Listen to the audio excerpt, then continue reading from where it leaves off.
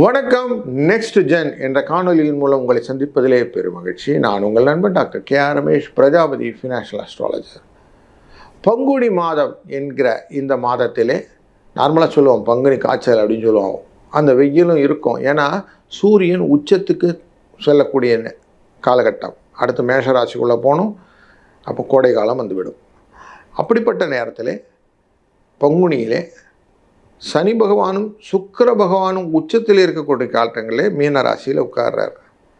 தன்னுடைய 4வது இடத்திலே குரு பகவான் வைக்க, அவருடைய ஒரிஜினல் பிளேஸ் சிம்ம ராசிக்குள்ளார கேது இருக்க, சந்திர பகவான் அந்த காலபுருஷனின் 10ஆம் இடமான தொழில் ஸ்தான மகர ராசியிலே திருவோண நட்சத்திரத்தில் இருக்க, காலபுருஷனின் 11வது இடம் சூரியனின் 12ஆம் இடமான விரயஸ்தானம் என்கிற கும்ப ராசிக்குள்ளரே செவ்வாய், ராகு, புதன் இவர்கள் குருவினால் பார்க்கப்பட, இவர்கள் எல்லாரையும் வச்சுக்கிட்டு நம்ம எப்படி பலன் இருக்குன்னு பார்க்க போகிறோம் இந்த மாதத்துக்கு. அப்படியே இந்த மாதத்தில் பார்க்கும்போது யுகாதி பண்டிகை என்கிற தெலுங்கு வருடப்பிரபு 19ஆம் தேதி இருக்கிறது. அது மட்டும் இல்லை, விசேஷமான சர்வ அமாவாசையும் 18ஆம் தேதி வருகிறது. சங்கடஹர சதுர்த்தியும் இருக்கிறது. ஐயப்பனுக்கு உகந்த பங்குனி உத்திரம் ஏப்ரல் 1ஆம் தேதி வருகிறது. இப்படி நல்ல காலகட்டங்கள் இருக்க இந்த மாதத்தில் நம்ம எப்படி ஒரு ராசிக்கும் பலன் இருக்குன்னு தொடர்ந்து காண்போம். வாருங்கள். கன்னி ராசி நண்பர்களே, உங்கள் ராசிக்கு எப்போவுமே ஒரு ஐடியா உண்டு. உங்களுக்கான காரியத்தை நீங்கள் அழகாக உங்களுக்கு நேக்கெல்லாம் தெரியும் எப்படி கேப்டலைஸ் பண்ணிக்கணும்னு. ஆனாலும் ஒரு சோகமான மூஞ்சி வச்சுக்கிறது, நடக்கலையேன்னு ஒரு எண்ணத்தை கொடுக்கறது, உங்கள் பிரச்சனை மட்டும்தான் ஊர்லேயே பெரிய பிரச்சனைன்னு எல்லாருக்கும் காட்டுறது, இப்படின்னு உங்களுக்கு அந்த வேலையை உண்டு. அதுவும் அஸ்த நட்சத்திரம், அந்த நட்சத்திரம் சந்திரனுடையது. அப்போது இப்போ லாபத்துக்குரிய சந்திரன் அப்படின்னு சொல்லுவேன். அப்படி லாபத்துக்குரிய சந்திரனால் எதையுமே அந்த கொஞ்சம் எக்ஸ்ட்ரா கொஞ்சம் கோட் கொடுத்து அந்த ரோசி பிக்சர் காட்டி அதுக்கப்புறமா அதை எக்ஸிக்யூட் பண்ணுறது, இது நண்பர் வட்டத்தில் கரெக்டாக மெயின்டைன் பண்ணுறது, இதெல்லாம் நிறைய வச்சுருக்கீங்க. அப்படி இருந்தாலும் சார் உண்மையிலே கஷ்டம் இருக்காதுன்னா, ஆமாம் இருக்குது. ஏன்னா சனி பகவான் 7ஆம் இடத்துலேருந்து பார்க்குறாரு இல்லைங்களா. அவர் என்ன தான் திக்பலத்துலேருந்து பார்த்தா கூட சனி பார்வை தானே. அதனால் உங்களுக்கு நிறைய பயத்தோடு கடந்த ஒரு திக்குன்னு இருக்கக்கூடிய இச்சாக் படம் மாதிரி இருக்குது உங்கள் லைஃப். இந்த சூழ்நிலைகளில் தான் சூரிய பகவான் 12க்குரியவரும் போய் அங்கே உட்காடுறார். அவரும் உட்காந்து நேராக பார்க்குறார். 12ஆம் இடத்துக்கு சூரியன் அப்படின்னாலே செலவுக்கானவர். இவர் களத்திரஸ்தானத்துக்குள்ளே போன உடனே இவங்க நீங்கள் என்னெல்லாம் சொல்கிறீங்களோ செய்கிறேன் அப்படிங்கிற மைண்ட் செட்டுக்கு உங்களை கொண்டு போயிடுவாங்க. இதனால் நிறைய அலைச்சல், இங்கே ஓடி அங்கே ஓடி அந்த எந்த விஷயம் செஞ்சு இதை செஞ்சு எதை செஞ்சால் நம்ம சாட்டிஸ்ஃபை ஆகும் தெரியாமல் எதை வேணாலும் செய்கிறேன் அப்படிங்கிற மாதிரி ஒரு சூழ்நிலையை கொடுத்து, இப்படி உங்களுக்கு தாஜா பண்ணினா தான் ரோஜா செரிக்கும்னு நீங்கள் ஏதோ பண்ண ஆரம்பிப்பீங்க, எங்கேயோ போயிட்டுருப்பீங்க. இதுதான் சினாரியோ. ஆனாலும் அலைச்சலை சில இடத்துல சந்தோஷத்தை வச்சுப்பீங்க. சரி நம்ம வீட்டுக்கு தானே செய்கிறோம் அப்படின்னு ஒரு எண்ணம் வரும். இப்படி இருக்கிற சூழ்நிலை தான் இருக்குது.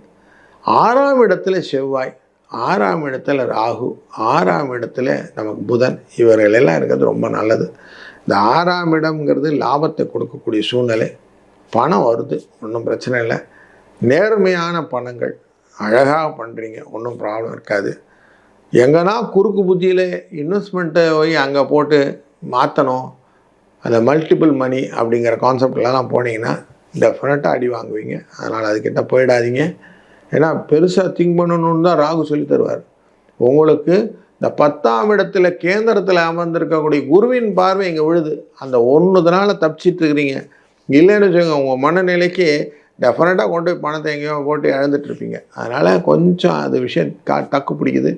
இந்த வெளிநாட்டிலேருந்து வரக்கூடிய வர்த்தக தொடர்பு, வேலை நிமித்தமாக வெளிநாட்டில் இருப்பவர்கள் இடப்பெயர்ச்சி சந்திக்கக்கூடிய சூழ்நிலைகள், சில வேலைகளிலே மாற்றங்களும் உண்டு, ஏமாற்றங்களும் உண்டு. என்ன வேலை பண்ணிகிட்ருக்கோன்னு தெரியல சார்னு ஒரு விசனத்தோடு இருக்கக்கூடிய ஒரு சூழ்நிலையும், கணவன் மனைவி கூட கொஞ்சம் இதனால் வரக்கூடிய பிணக்குகளும் பிரிவுகளும் கொஞ்சம் உண்டு. அதனால் கொஞ்சம் கேர்ஃபுல்லாக இருங்க. எதையுமே நம்ம முன்னெச்சரிக்கையாக யோசிக்கணும் அப்படின்னு சொல்லுவோம், ப்ரோஆக்டிவ் தாட் ப்ராசஸ். அதனால் இந்த மாதத்தில் கொஞ்சம் இன்சூரன்ஸ் ஹெல்த் ரிலேட்டடாக இருக்கா, கரெக்டாக இருக்கா, நமக்கு உடல்நிலைக்கு ஏகப்பட்ட விஷயங்கள்லாம் நடக்க போகுது, இதுக்கு எல்லாத்துக்கும் வேலையெல்லாம் இல்லைன்னா என்ன பண்ணுறது, வேலையில் இருந்தாலும் அதுக்கேற்ற கட்டுப்படாமல் செலவுகள் வந்துருச்சுன்னா அதை எப்படி லயபிலிட்டி கவரேஜாக எடுத்துக்கிறது, இப்படின்னு ஒரு சின்ன கால்குலேஷனும் போட்டுக்கிடுங்க. இன்சூரன்ஸ் ப்ரீமியத்தை கரெக்டாக கட்டிட்டு உட்காந்துருங்க. ஸோ உங்களுக்கு சேஃப்டிக்கு முக்கியம் அப்படிங்கிறதும் உண்டு. அது மட்டும் இல்லை, குழந்தைகள் விஷயத்தில் எக்ஸ்ட்ரா கேரோடு இருப்பது நல்லது. அவங்க கேட்டதை வாங்கி தருவது நியாயமான கோரிக்கையாக இருந்தால் செய்யுங்க. தேவையில்லாததான் வாங்கி கொடுத்து அவர்களை கெடுக்காதீர்கள் அப்படிங்கிறது மனசுக்கொள்ளுங்கள். அது மட்டுமல்ல, குருவின் பார்வை உங்கள் 2ஆம் இடத்தை பார்க்குது. 2ஆம் இடத்தை குரு பார்க்கறதுனால பொருள் வரவு உண்டு, வீட்டிலே விசேஷங்கள் நடக்கும், குழந்தைகளும் வரவுகளும் புதிய வரவான திருமணங்களும் நடப்பதற்கான வாய்ப்புகள் உண்டு. அதனால் இதெல்லாம் நல்ல சந்தோஷமான நிகழ்வுகள். இந்த நிகழ்வுகளெல்லாம் இந்த மாதம் அழகாக கேபிட்டலைஸ் பண்ண போகிறீங்க.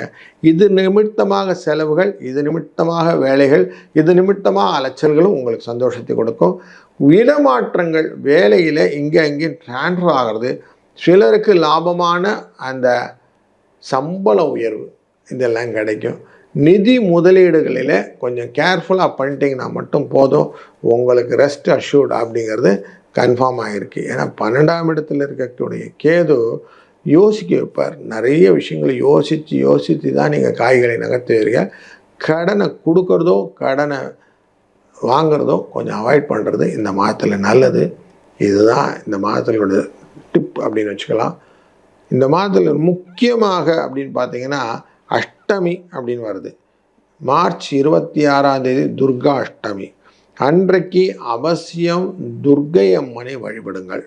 துர்க்கை அம்மனை சிவப்பு கலர் பூக்கள் கொண்டு அர்ச்சிப்பதனாலே உங்களுக்கு நிச்சயமாக புரிதல் ஏற்படும். பல எண்ண ஓட்டங்களிலே தவறான விஷயங்களிலே செல்லக்கூடிய பாதை தடுக்கப்படும். அது மட்டும் இல்லை, வரவுகள் ஜாஸ்தி வர்றதுக்கான வாய்ப்புகள் ஏற்படுத்தப்படும். அதனால் அவசியம் அன்றைக்கி துர்க்கையை வழிபடுங்க. அதனால் உங்களுக்கு பலன் உண்டு. பாரதி சொல்லியிருக்கார், அம்பிகையை வழிபட்டால் அதிக வரம் பெறலாம்னு சொல்லிட்டு அதை கரெக்டாக மனசில் வைத்து கொள்ளுங்கள். உங்களுக்கு இந்த மாதம் நல்ல இனிய மாதமாக வளமும் நலமும் பெருக்கி தரட்டும். வாழ்க வளத்துடன்.